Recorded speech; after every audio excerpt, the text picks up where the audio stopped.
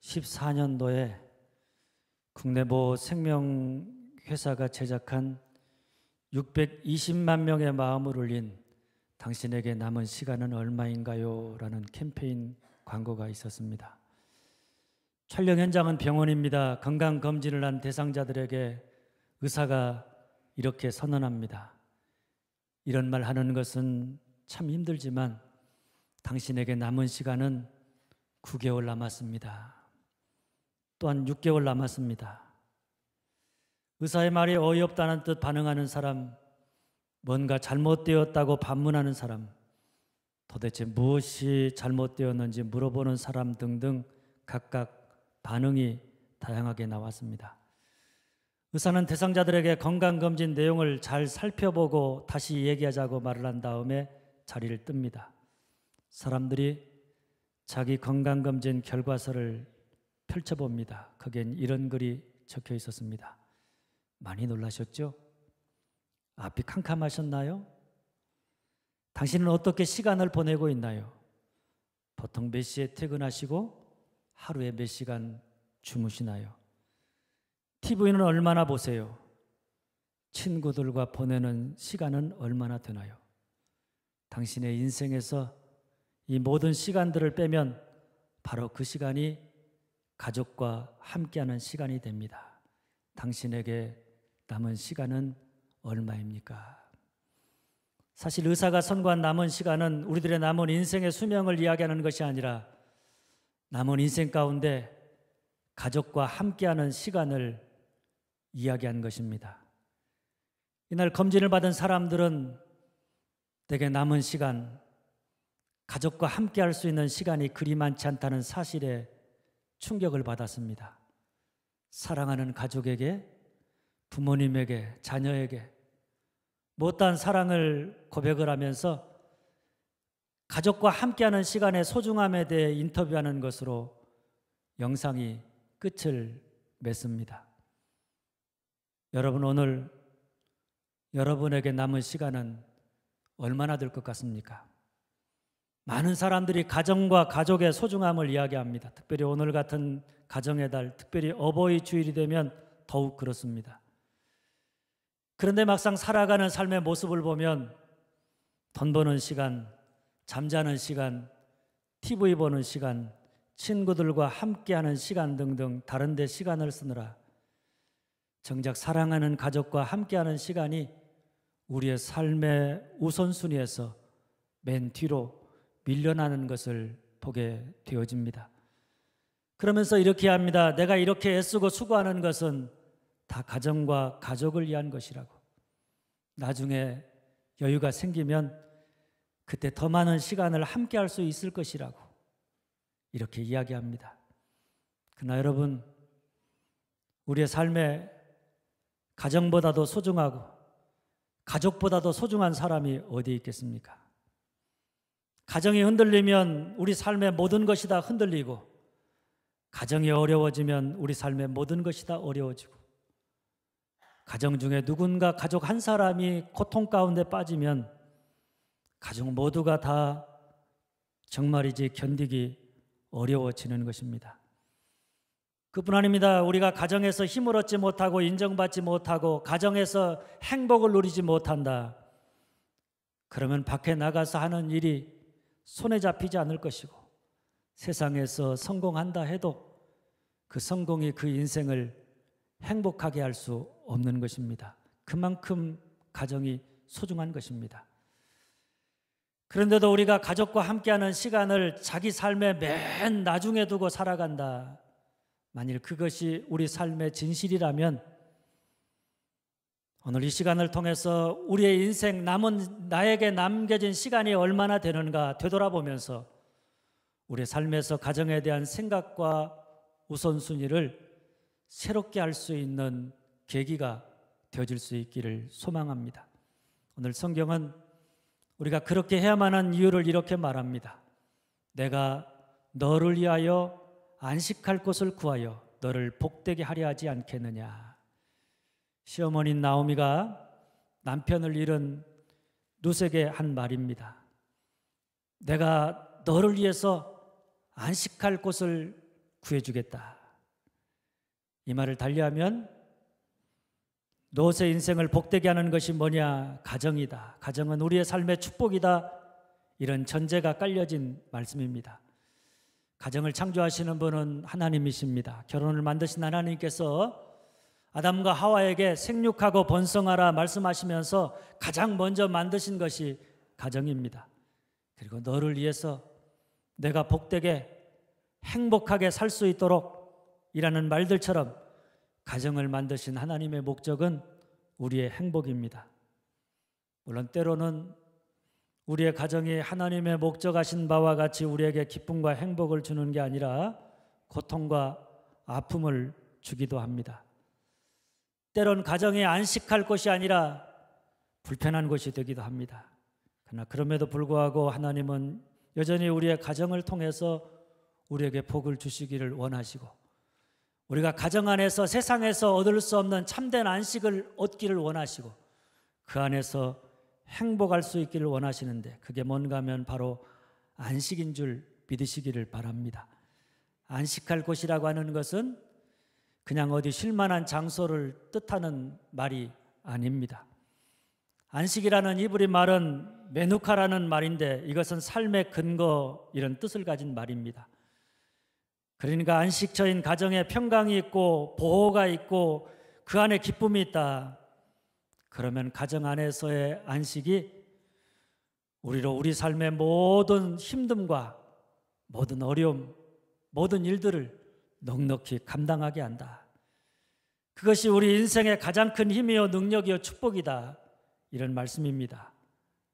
저는 오늘 여러분의 삶의 근간에 언제나 가정이 안식처가 되어서 크고 작은 많은 위기와 풍랑 속에서도 그 모든 것들을 넉넉히 감당해 나갈 수 있기를 주님의 이름으로 축원합니다. 그러면 첫째 따라서 합니다. 자기를 위하는 마음이 아니라 남을 위하는 마음이 있다. 자기를 위하는 마음이 아니라 남을 위하는 마음이 있다. 오늘 말씀입니다. 룻의 시어머니 나오미가 그에게 이르되 내 딸아 내가 너를 위하여 안식할 곳을 구하여 너를 복되게 하여야 하지 않겠느냐. 나오미는 룻의 시어머니입니다. 그런데 시어머니인 나오미가 며느리인 룻을 위해서 안식할 곳, 곧 죽은 자기 아들을 대신할 다른 남자를 만나게 해서 가정을 꾸리도록 이 일에 앞장서겠다는 이야기입니다. 그렇게 해서 룻을 복되게 하겠다. 남은 인생이라도 룻으로 하여금 행복하게 살게 하겠다.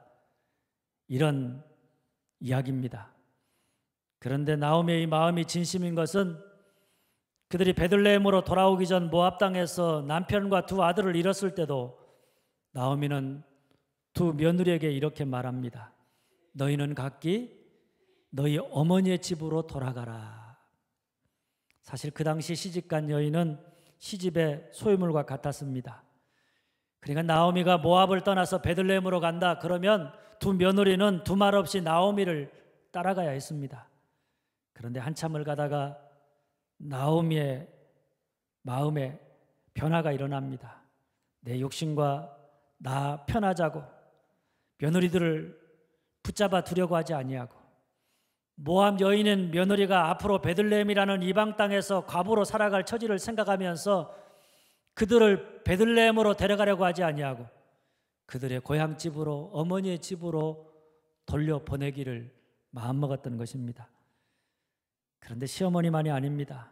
룻기 1장 10절 14절 말씀입니다. 나오미에게 이르되 아니니다. 우리는 어머니와 함께 어머니의 백성에게로 돌아가겠나이다. 룻은 그를 붙쫓았더라. 룻은 자기를 위하여서 친정으로 돌아가 새 삶을 살으라고 하는 시어머니의 말을 듣고 어머니 정말 고맙습니다.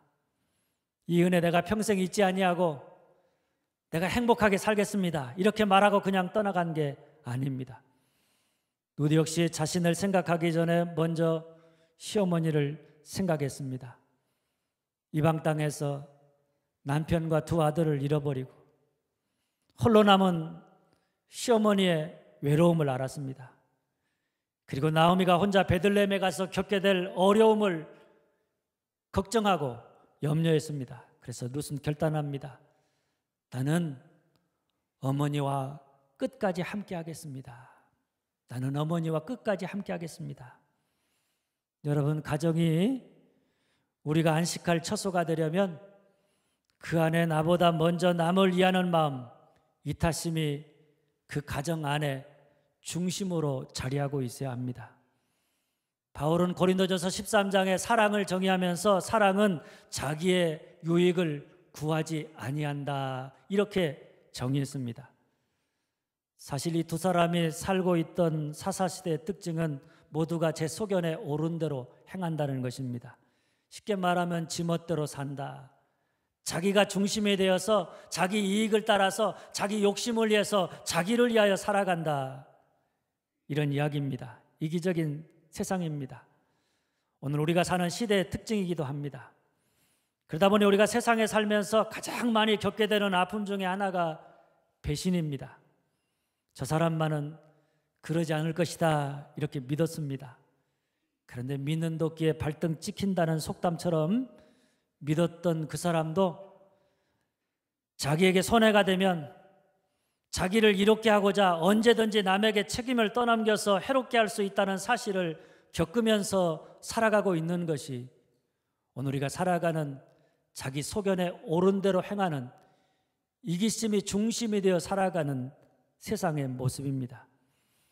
그러니 사사시대와 같이 자기 소견에 옳은 대로 행하고 자기 유익만을 위해 살아가는 이기적인 세상 속에서 우리는 늘 서로가 뺏고 뺏기는 불안과 두려움이 자리할 뿐 거기에 참된 평안도, 참된 안식도, 참된 기쁨도 얻을 수가 없는 것입니다.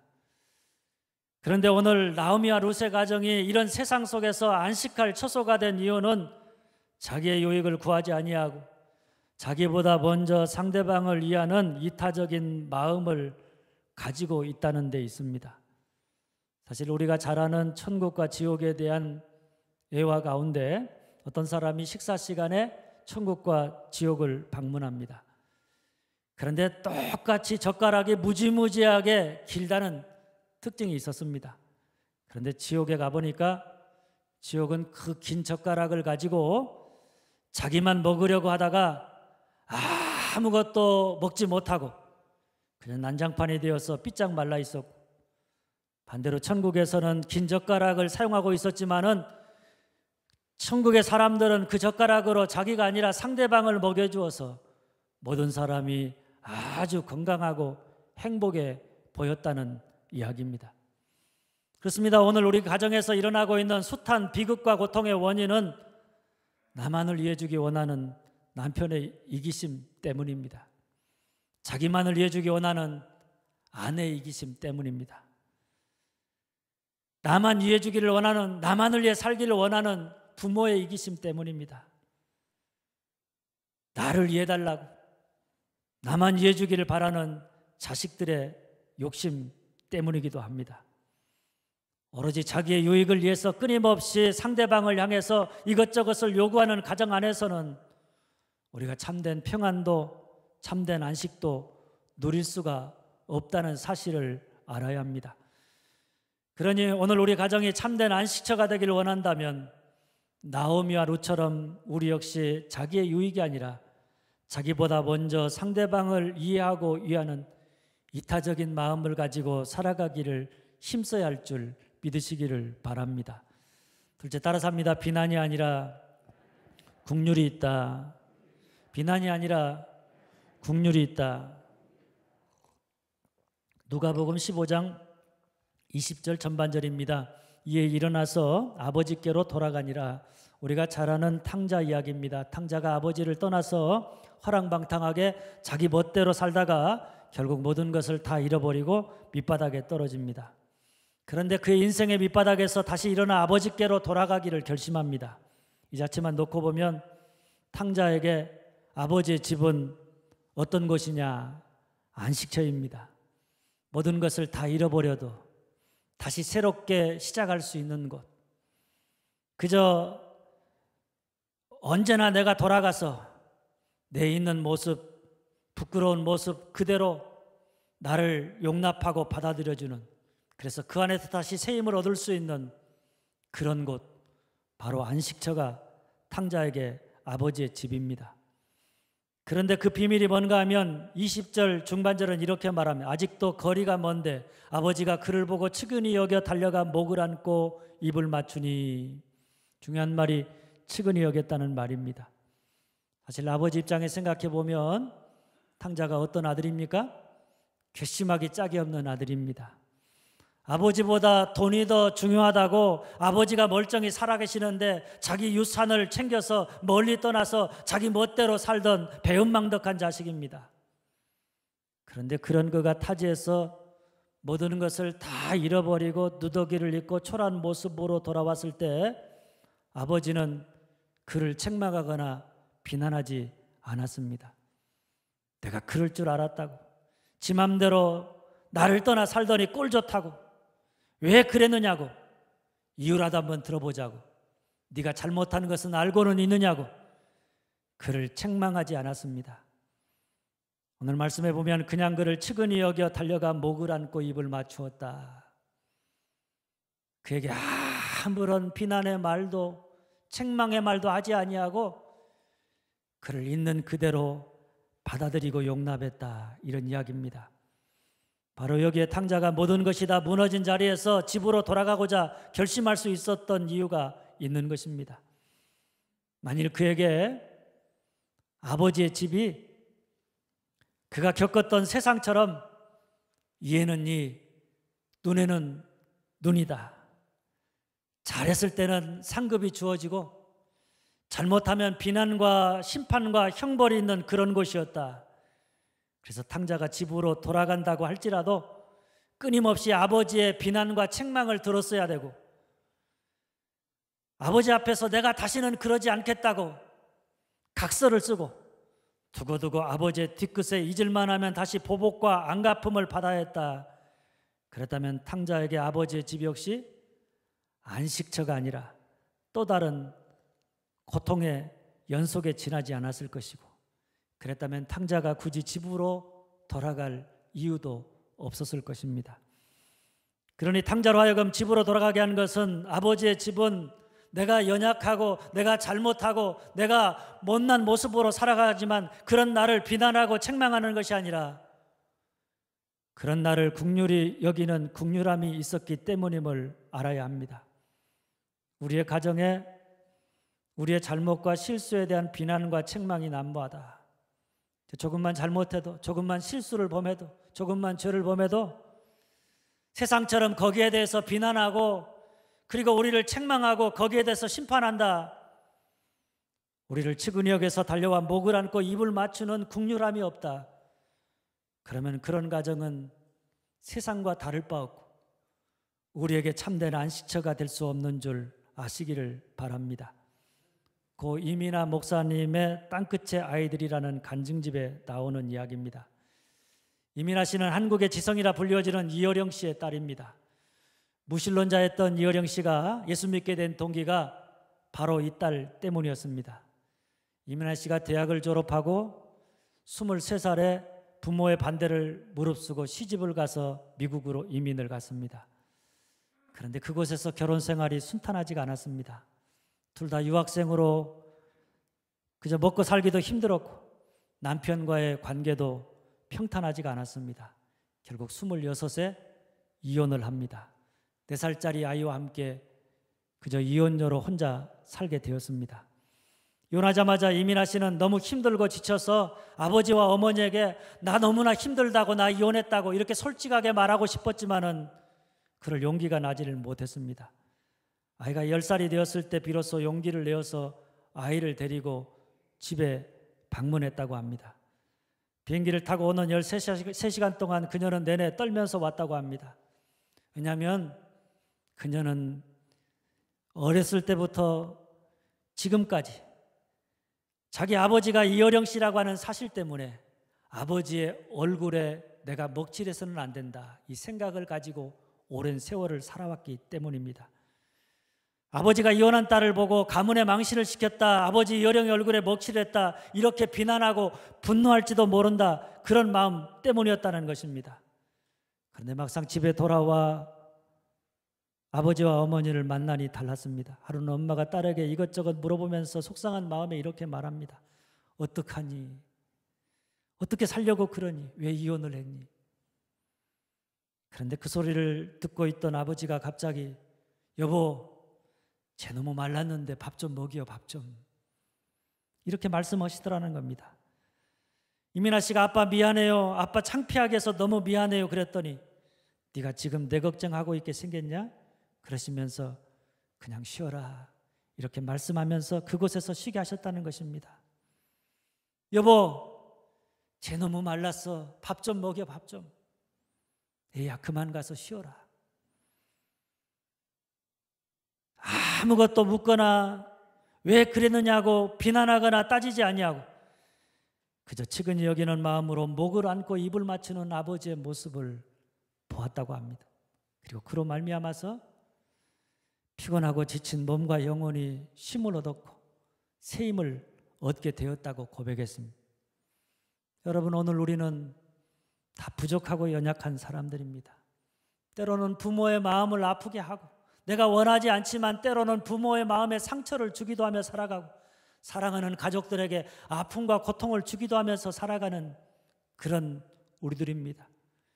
그래서 때로는 비난을 받아 마땅하고 때로는 우리가 행한 일에 따라서 심판을 당하기도 합니다. 그러나 그런 우리의 연약함과 부족함에도 불구하고 세상에서는 몰라도 우리의 가정 안에 우리를 비난하지 아니하고 있는 그대로의 우리를 긍휼히 여기는 남편이 있고 아내가 있고 부모가 있고 자녀가 있다.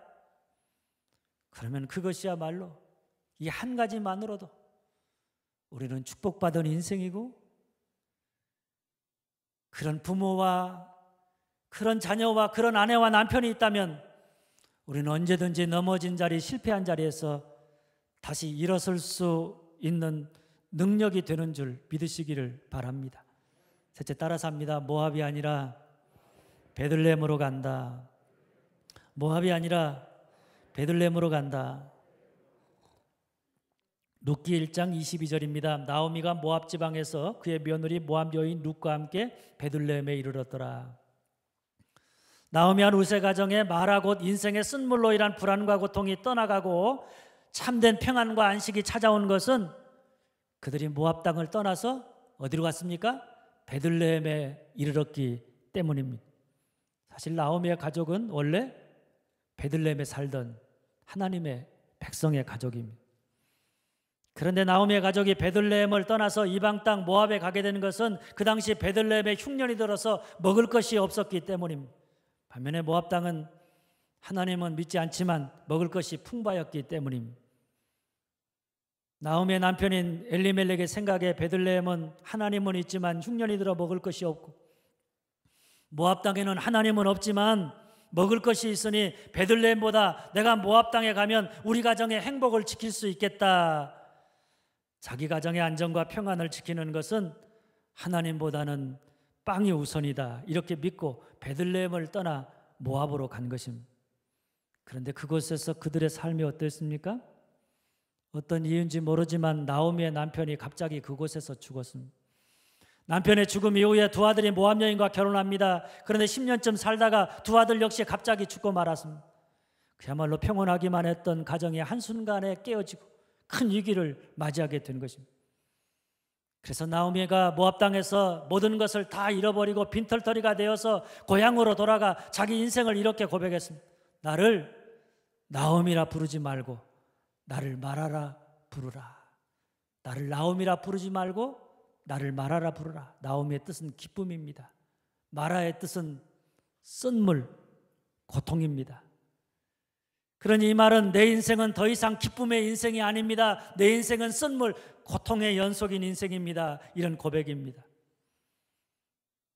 그렇습니다. 모압에서의 나오미의 가정은 그야말로 상실과 고통뿐인 인생이었습니다. 죽음의 고통이 그 가정을 지배해서 모든 것을 다 잃어버리고 불안과 두려움 속에 처하게 되었습니다. 그런데 그런 나오미의 가정이 마라 곧 고통과 불안과 두려움이 변해서 평안과 기쁨이 넘치는 안식처가 된 것은 그 가정이 빵은 있지만 하나님 없는 모압 땅을 떠나서 빵은 없지만 흉년이 들었지만 하나님의 돌보심이 있는 베들레헴에 이르렀기 때문입니다. 할렐루야. 룻기 1장에 보면 나오미의 가정은 그저 모압 땅에서 죽었다는 것으로 시작하고 있습니다. 그런데 룻기 4장 룻기의 마지막에 보면 나오미의 가정이 죽었다가 변해서 나았다 생명의 역사로 그 끝을 맺고 있고, 말하고 쓴물이 변해서 찬송이 되는 축복이 임하고 있습니다. 그야말로 인생의 역전이 일어나는 것입니다. 그런데 그 비밀이 어디에 있느냐? 룻기 1장 8절입니다. 그 여인이 모압 지방에서 여호와께서 자기 백성을 돌보시사 그들에게 양식을 주셨다함을 듣고, 나오미가 모압 땅에서 깨닫게 된 진리가 가운데 하나가 뭔가 하면, 우리 가정의 평안은 모압 땅으로 상징되어지는 빵과 재물이 지켜주는 게 아니라 하나님의 돌보셔야, 하나님의 돌보심 안에 있어야 한다는 사실입니다. 만일 하나님의 돌보심이 없다, 하나님이 우리와 함께하지 않는다, 하나님이 떠나가셨다, 그러면 우리가 아무리 많이 빵이 풍부한 모압 땅에 있다고 할지라도 그 가정은 평안을 장담할 수가 없고, 반대로 우리가 흉년이 들고 먹을 것이 없어도 베들레헴 곧 하나님의 돌보심 아래 있다, 그러면 우리는 흉년 속에서도 가정의 평안과 행복을 지켜나갈 수 있는 줄 믿으시기를 바랍니다. 어떤 사람이 애써서 경영하던 가게가 다 불타 없어지게 되었습니다. 동네 사람들이 그를 동정하면서 그는 이제 끝났다 이렇게 생각했습니다. 그런데 화재가 난 다음 날 그 불탄 상점 앞에 종이 한 장이 붙어 있었습니다. 사람들은 호기심에 그 글을 읽어보았습니다. 거기에는 이렇게 쓰여 있었습니다. 이 상점은 다 탔지만 우리의 희망은 타지 않았습니다. 내일 다시 문을 열겠습니다. 이 상점은 다 탔지만 우리의 희망은 타지 않았습니다. 내일 다시 문을 열겠습니다. 상점은 다 탈 수 있습니다. 우리의 인생에 흉년이 들 수 있습니다. 그러나 우리 마음속에 있는 희망은 그 어떤 것도 빼앗아갈 수 없고 그 어떤 것도 태울 수 없는 것입니다. 예수 믿는 하나님의 자녀된 우리에게 그 희망이 뭐냐? 우리에게는 하나님의 돌보심이 있다. 하나님은 자녀된 우리를 돌보신다. 여러분, 바로 이것이 오늘 예수 믿는 우리에게 세상이 빼앗아갈 수 없는 희망이요, 세상이 빼앗아갈 수 없는 기쁨이 되는 줄 믿으시기를 바랍니다. 나오미의 가정이 모압 땅에서 실패했지만 그 가정이 다시 인생 역전을 이룰 수 있었던 것은 그 어떤 것도 빼앗아갈 수 없는 소망, 여호와께서 우리 가정을 돌보신다, 여호와께서 내 인생을 돌보신다, 하나님이 나를 붙들고 있다, 이 사실을 믿었기 때문입니다. 시편 127편 1절의 시는 이렇게 고백했습니다. 여호와께서 집을 세우지 아니하시면 세우는 자의 수고가 헛되며 여호와께서 성을 지키지 아니하시면 파수꾼의 깨어있음이 헛되도다. 우리가 아무리 우리 가정을 든든히 세우려고 애를 쓰고 수고해도, 우리가 아무리 우리의 가정의 평안과 행복을 지켜보려고 파수꾼처럼 깨어있다고 할지라도, 만일 여호와께서 우리 가정을 세우지 않는다, 여호와께서 우리 가정을 지키지 않는다, 오늘 말씀을 하면 우리가 하나님의 돌보심 아래 있지 아니한다, 모압을 떠나 베들레헴으로 가려고 하지 아니한다, 그러면 우리가 세운 가정과 가정의 평안과 행복은 세상의 거센 풍랑과 흉년 앞에서 한순간에 다 무너질 수밖에 없는 것이고, 반대로 우리의 삶이 어떤 상황에 있다고 할지라도, 어떤 위기와 위험을 맞이하고 있다고 할지라도 거기에 하나님의 돌보심이 있다, 우리가 늘 하나님의 돌보심 아래 살아간다, 그러면 우리 가정의 어떤 상황 속에서도 평안과 안식을 지켜나갈 수 있는 줄 믿으시기를 바랍니다. 사랑하는 여러분, 가정은 축복입니다. 가정이 우리에게 축복인 것은, 가정은 우리의 삶에 안식할 처소가 되기 때문입니다. 이 세상, 이기적인 이 세상 가운데 힘들고 지치고 무거운 짐을 지고 수고하며 애를 쓰며 살아가는 이 세상 속에서 하나님은 우리가 안식할 수 있는 가정을 허락해 주셨습니다. 오늘 여러분의 가정이 나오미와 룻의 가정처럼 늘 언제나 안식할 처소가 되어서 내게 가정이 있고 가족이 있다는 이 한 가지 사실만으로도 늘 감사하고 늘 기쁨이 있고 그 안에서 새 힘을 얻을 수 있는 그런 가정이 되어줄 수 있기를 간절히 소망합니다. 그러면 첫째 따라서 합니다. 자기를 위하는 마음이 아니라 남을 위하는 마음이 있다. 자기를 위하는 마음이 아니라 남을 위하는 마음이 있다. 둘째, 비난이 아니라 긍휼이 있다. 비난이 아니라 긍휼이 있다. 셋째, 모압이 아니라 베들레헴으로 간다. 모압이 아니라 베들레헴으로 간다. 바라기는 오늘 여러분의 가정 안에 자기를 위하는 이기적인 마음이 아니라 남을 위하는 이타적인 마음이 가족 모두에게 그 중심에 자리하고 있고, 실수하고 잘못하고 허물이 있지만 비난과 책망이 아니라 있는 모습 그대로를 용납하는 긍휼이 있고, 모압이 아니라 끊임없이 베들레헴을 향해 나아가는, 그래서 거센 풍랑 속에서도 흉년 속에서도 안식할 수 있는 그런 축복된 가정이 되어줄 수 있기를 주님의 이름으로 축원합니다. 기도하겠습니다.